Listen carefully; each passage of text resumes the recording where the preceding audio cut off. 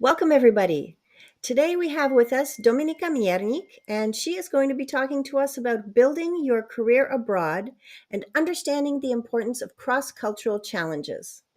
Today, Dominika comes to us from DM Coaching, her own company, Dominika Miernik Coaching. Dominika is an award-winning career and expat coach with over 20 years experience of living in and working abroad in countries like Poland, Italy, the UK, and France, to name just a few. She has been featured in The Expat Woman, Mindset to Results, the Coaching Academy, and multiple times in Internations. Over the past 10 years, Dominika has been helping expat and globally mobile women to create fulfilling careers and businesses around their international lives. She works with individuals and expat support organizations, and she is also a mentor for expat coaches. So that's Dominika, and let's get to it. So welcome. Wow, Dominika, it's wonderful to have you here with your experience and your the fact that you've lived all over Europe. You are certainly amazing to be able to talk about coaching and developing your career and even cross-cultural challenges that exist for business people today. Yes, thank you very much, Pauline, for inviting me. I am really excited to be here and share a little bit of my experience, with your audience. Fantastic. So the first question I would have for you is what are the three most important steps for someone who wants to build their career abroad? What would you say? Yes, that's a great question. So, like based on my own experience building my own career, a traditional career, or even a coaching practice, I think that the three important steps that you can focus on is to first get clear exactly what is your career vision, what are your goals, like what you want to achieve in your career and business, what type of career are you, what type of job or business do you want to create based on your international life or the country that you are moving into. So take a little bit of time to explore this vision. So you can create a vision board. You can write down exactly in your journal what do you want to achieve, and then you can take steps to work on this vision.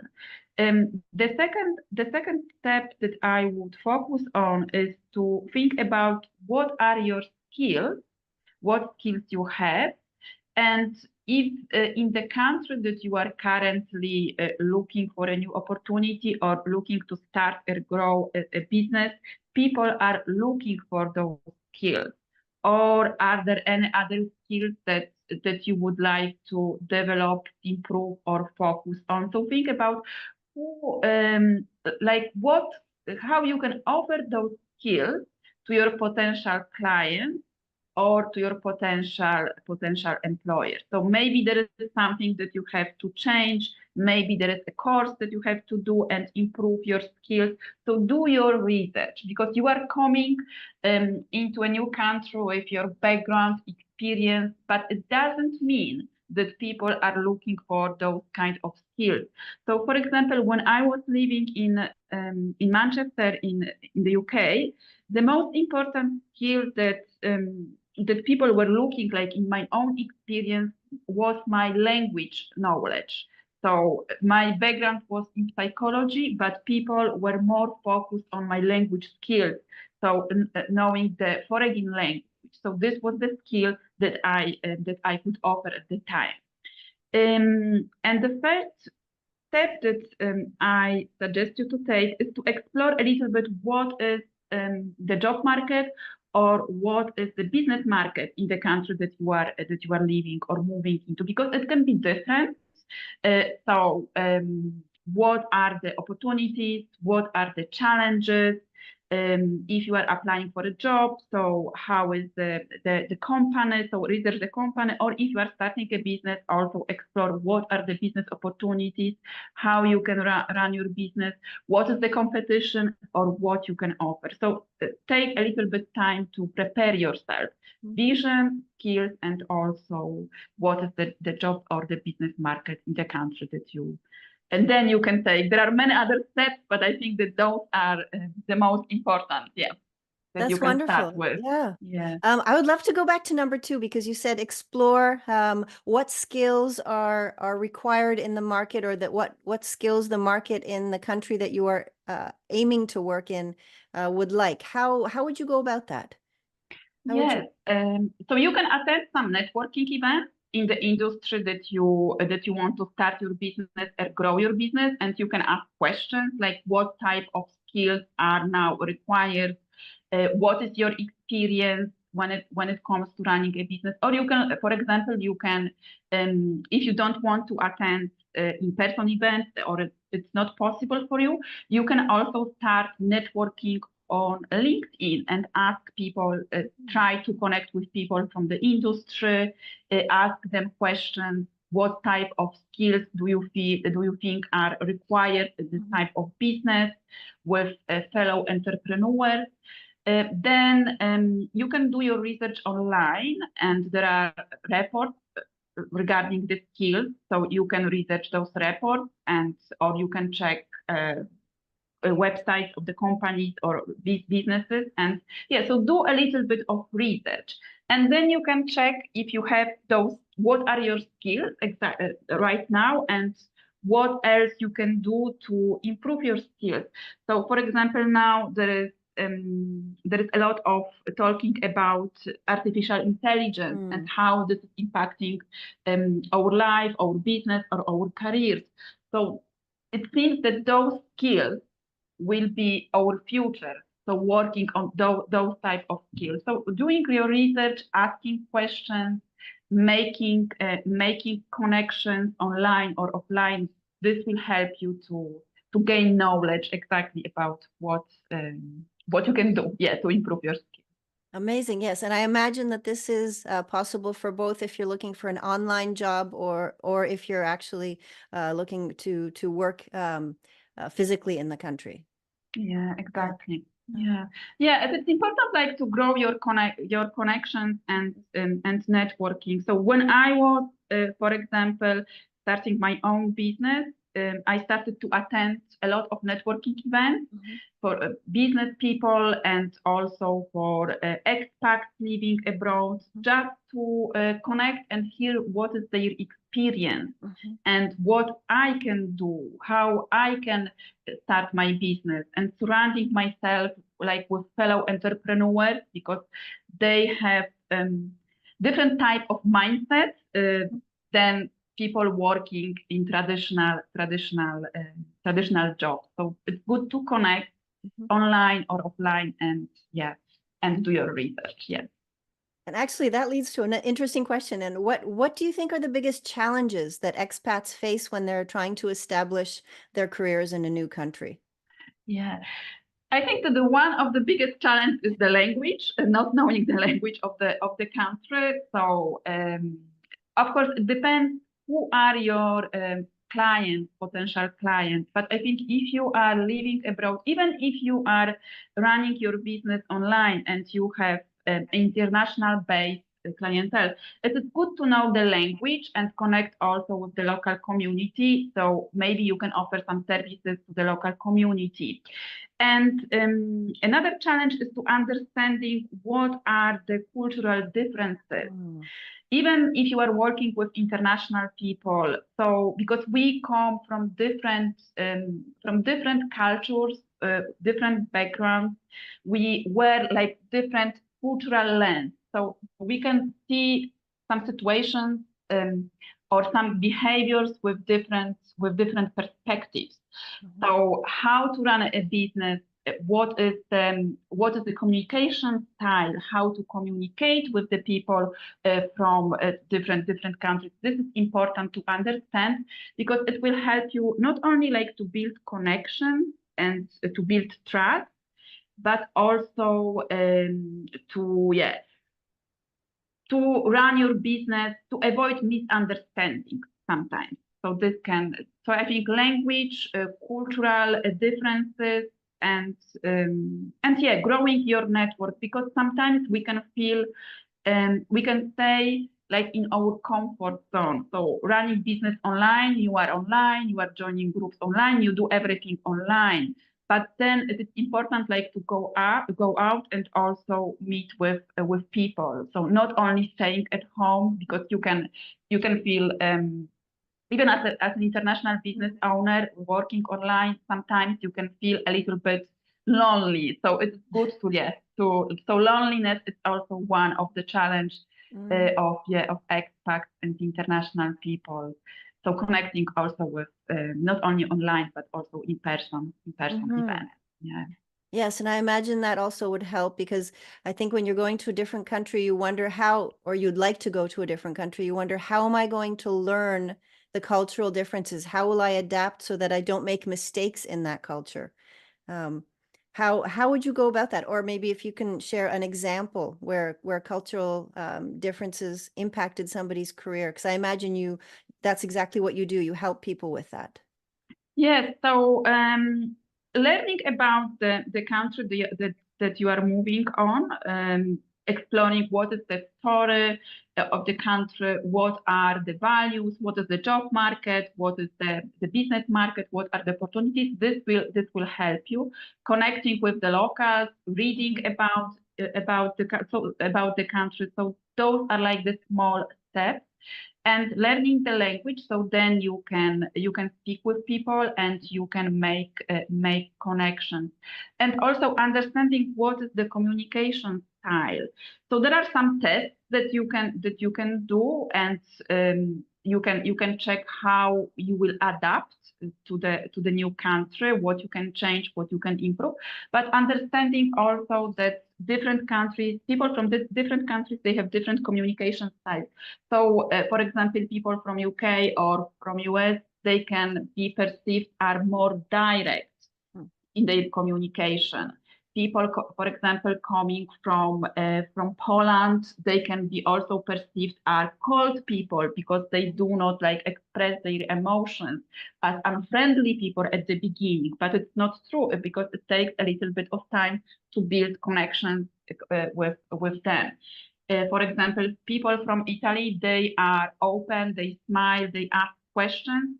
But if you want to, like, for example, go a little bit deeper with them, they suddenly they close because it takes also a little bit of time to build trust, so they can like become a friend or a colleague with you. So those understanding the communication styles can help you to build connections with your potential clients, but also with colleagues at your work. For example, I was working with someone who was struggling with building relationships at work in Italy. So understanding what is the communication style, that it takes a little bit of time, having this small talk at the beginning, asking how are you, how is your family, and then not going like straight into business or talking about jobs. So taking a little bit of time to build this relationship.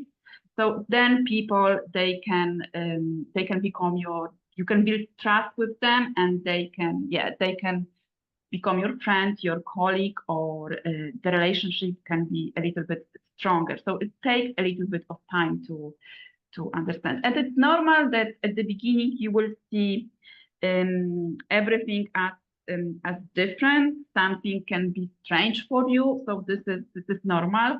So it takes a little bit of time to adapt to a new country. So the audience is international audience. So I am sure that everyone has a cultural shock or any challenges with understanding cultural differences and how you can adapt and how you can survive and thrive in a new environment. Yeah. Yeah, I imagine, yes, like you say, different countries approach things differently, and sometimes just because you're a colleague and you meet at business doesn't mean that they become your friend, or they may be a little more hesitant. Yeah. Yeah, have you found that that's different in different countries, the difference between the business and the personal? Yes, definitely, yes. I found those differences. so I don't know if you have heard about like the coconut culture and the peach culture. So peach culture, like the fruit, is so. For example, as I said before, when you look at Americans or English people, they are friendly. Also, Italian people, they are friendly. They smile at you and they ask a lot of questions at the beginning. So it's like the peach. It's like soft on the outside, but if you want to go a little bit deeper with them, then you find the hard part. No, so it's difficult to make connections with them on the deeper level. The coconut. So you can, for example, look at Polish people, German people, or people from the north part. So the coconut is hard on the surface, and inside it's liquid. So even if you think that, for example, people from North, they don't smile at you, then they don't say hello. So it doesn't mean that they are not friendly and they don't want to make connections with you. So yeah, definitely it is different on the business level, and some people, they can behave different in a business environment and different if you are with them, for example, in private settings, being invited at home. So of course, we have different styles and different relationships, and we communicate in a different way. The most important thing is to understand that, be open-minded, and learn as much as you can, because it will help being flexible. It will help you in the future, for example, when you move to another country, or you work with a client from another country. Mm-hmm. Yeah.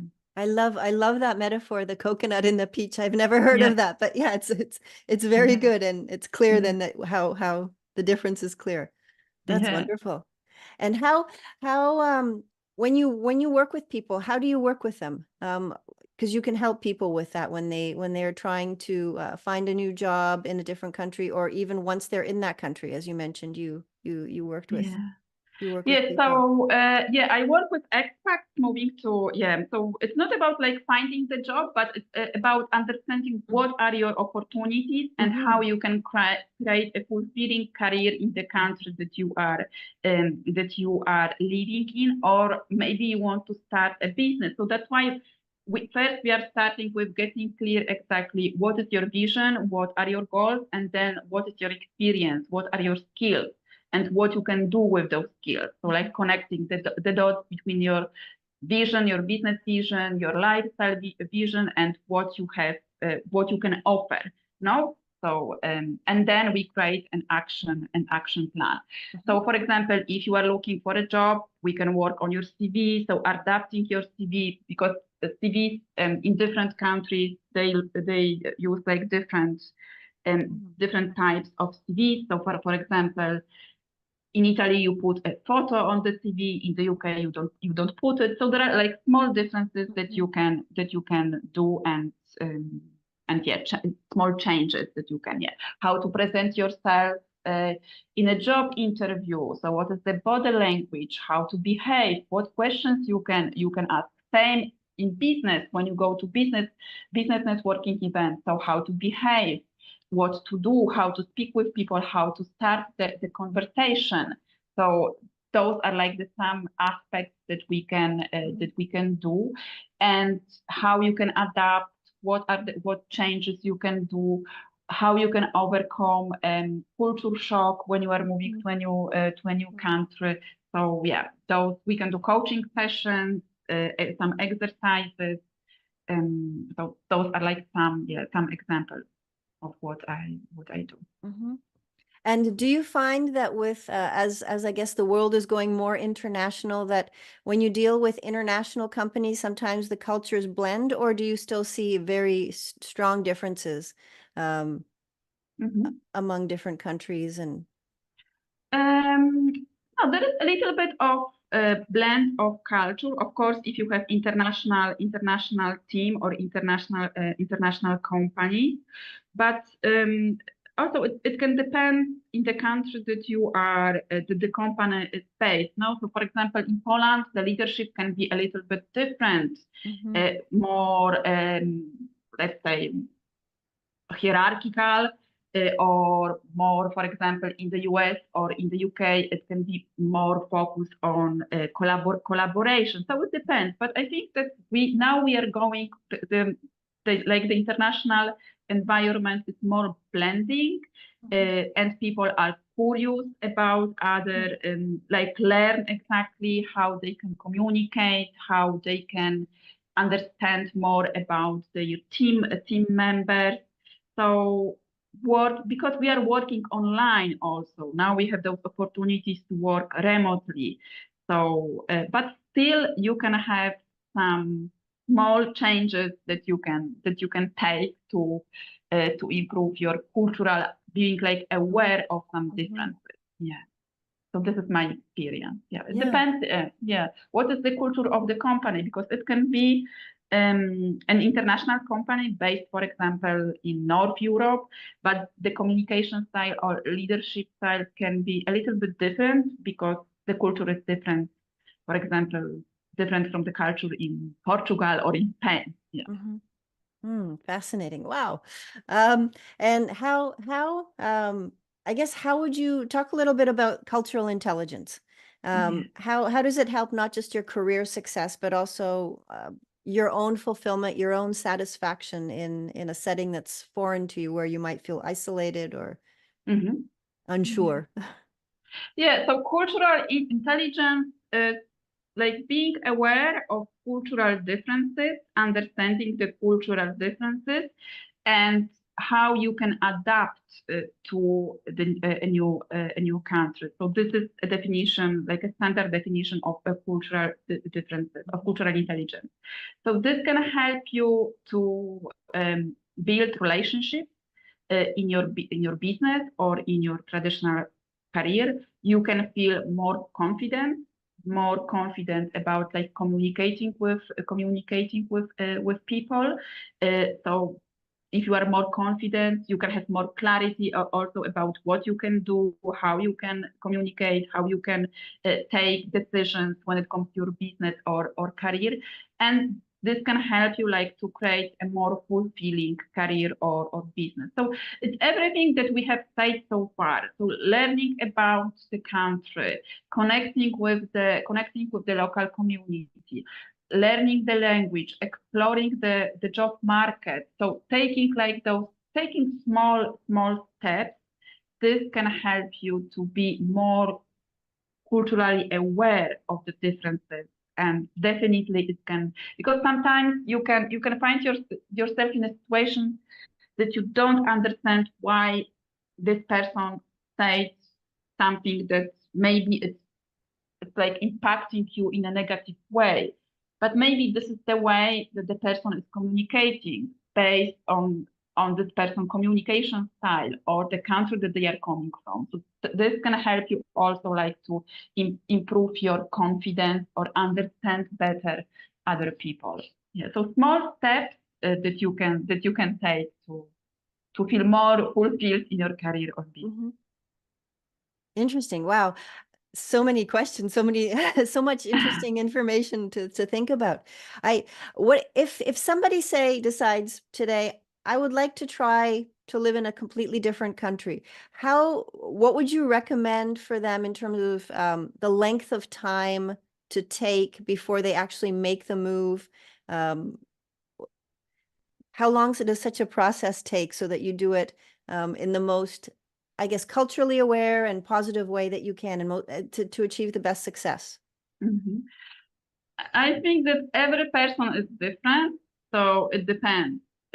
What I can suggest, if you want to move to a different country, so you can take like a small trip, maybe a week or a month, Mm. if you have this possibility, and you can go and stay in this country, and then you can really understand if this country is the country that you want to move in. Because, for example, sometimes we have like an ideal vision of the country. So, for example, many people, they want to move to Italy, but sometimes they think about Italy like from the tourist perspective, that everything here is beautiful, the sun is shining, the seafood, pizza, pasta, but it's not like that if you are living here. So it's completely different. So I would advise to take a little bit of time to explore if this country is really for you. Connect with the people who are working or living there, ask them questions. There are many like Facebook groups or online groups that you can join and you can explore what is their experience. Or if you have a possibility to move there for a few weeks or months and like a testing trip. So I don't know how much it can take. So it depends of the person. It can take 6 months to 1 year, like to adapt and to thrive in a new environment. But everyone is different, and I think that because we are moving like at different stages of our life. So when you are in your 20s, it can be like an adventure. 30s, it's still like a little bit an adventure. But if you are moving, for example, if you are 40-year-old, or it can be completely different experience and perspective for you. Yeah. Yes, So it depends. that's an interesting point with the age. Yeah, the differences in the stage of life that people are in and how it influences their approach. Yeah. Because for example, if you are at your 20s, you don't think about all those things like cultural intelligence or cultural differences. You just move and you ask questions and you make connections. If you are a little bit older, it can be you are coming with a different background, different life stories that you have accumulated. So it can be harder, and also you have a job or you have a family. So it can take a little bit of time. This is what I have. What I have like experience in my own international experience. But at the beginning, when I moved first, when I was 20 years old, it was like an adventure. Then it was for career purpose, and then what was like, you have different questions, different challenges, different doubts. Also, is this going to work? Is this something that I want to do? What if I'm going to lose all my investment? What if this decision is not the right decision? So you start like questioning yourself more, questioning your decision more. Wow, yes, that's a whole you have to do the technical things too, not just moving and finding a career, but like you said, finances and how does it work, and what are the biggest hurdles do you find for people when they move? I think that making connections in the new country, making connections, work connections, friends, like meeting with people. This is like the biggest challenge that I see. Of course, people they want to build a career or find a new job or transition to a new industry or build a business. So there are challenges, but I think like the biggest challenge that I see is like making connections, building a new network, like not being alone in this international journey. So this is what I have seen like working with people. And what are some of the major reasons why people decide to move to a different country from your experience? So it can be like maybe the country that you want to move is like your passion. You like the country. Maybe there is a job opportunity, a career opportunity, or you are following your partner. You are an expat partner, or you are a digital nomad. So now we have an opportunity to explore and live and work remotely in different countries. So there are different styles, sense of adventure, or for example, maybe you found your partner in a different country, so then you are moving for relationship or you are reconnecting with your family. So we move for different reasons, for different aspects of our international life. And I imagine you help people in all situations, whether it is, like you said, moving for business reasons, or if you're moving with a spouse or a partner. Yeah, Yeah. yes, expat partners moving for career reasons, or now more and more people want to explore this laptop lifestyle, digital nomad lifestyle. So how to create your business, how you can Mhm. build this kind of lifestyle. And also when you are having this digital nomad lifestyle, you have your own challenges. Uh, so how to overcome those challenges. So there are different, yeah, this is the beauty of international life, that you can have different, yeah, reasons and different expat styles or Mhm. expat lifestyles that you can experience in your life. Yeah. Yeah. And what are some challenges? You mentioned the nomadic, the digital nomad. What are some challenges, or do you have any tips for that Yeah. for someone who's Ye- considering it? Yeah, so yeah, like building connections, staying in touch with your family or friends in the country that you have lived before. How you organize your time in between moves. So, for example, for me, um, like finding a Wi-Fi connection, let's say, not having Mhm. problems with Wi-Fi connection, or if you are traveling often, then reorganizing your workspace, how to organize uh, your workspace. So those are some like small challenges that can impact, yeah, like your well-being, no?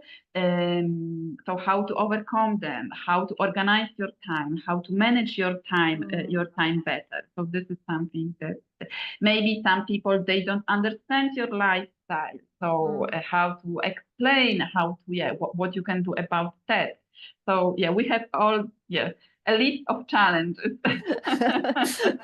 Yes, and I imagine sometimes when people say they don't understand, it's also from your family coming, that they don't understand what it means, that Yeah. you're not going to work, to a physical place every day. Yeah, Yeah. yeah, they don't understand because they are used to a different type of working Mhm. or living. So it doesn't mean that they like don't like you, but they want to protect you. No, so that's why they have all those questions and all those doubts. So explaining, communicating, what are you doing? How are you doing? This is important also. Mhm. Explaining to your partner, what are you doing? You are attending this meeting, you are launching this program, you are having this kind of interview. So then you create a little bit of involvement now Mhm. into your international life or business, and the person can understand. Mhm. So my mother, she doesn't understand what I am doing. Even if I have explained, yeah, but she still doesn't. Yeah, she still doesn't know exactly what I am doing. Yes, I've found that as well, because a lot of my work Uh-huh, is also done online, and uh-huh, sometimes there's this feeling that, oh, you're just talking on a computer. You're not really, it's not as if you're working. yeah. You just have, yeah, free time. Exactly. Yeah, you are staying at home. You are not. Yeah, like so, yeah. So still, it's yeah. But yeah, I am trying to explain. Hmm. Yes, there are many, many challenges.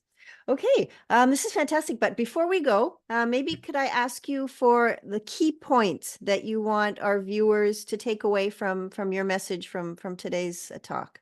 Yeah. Yeah. So the key point, like to take your takeaway point. So focus on your vision. Do your research and be culturally aware of the differences, and that differences, it's normal that you will have cultural challenges, but how you can overcome them, what you can do. And so this will help to improve Mhm. your business skills, or your job set skills. So those are like my 3 points, 3 takeaways. Yeah. Fantastic. And you also have something for our viewers, don't you? Yes. So talking about getting clear about your vision, I have a free gift for you. So you can go to my website and you can download a free 3-day e-career coaching program that will help you to clarify your goals. So those goals can be your business goals or your career goals and how they will impact your business development or career development. So this is my free gift for you. Wow, fantastic. That's amazing. Wow, okay. Thank you very, very much. Thank you for taking the time to speak. And I will definitely we'll leave a link for the viewers. You can look at it down below. And thank you. Thank you. Thank you very much, Pauline. It was great. Thank you. Thank you so much. Thank you. Thank you, Dominika, for this insightful session. I would like to encourage all our viewers to pick up the free copy down below of Dominika's gift, which is Clarifying Your Career Goal in 3 Days. It's a free 3-day e-career coaching program. Thank you again, and we'll see you next time.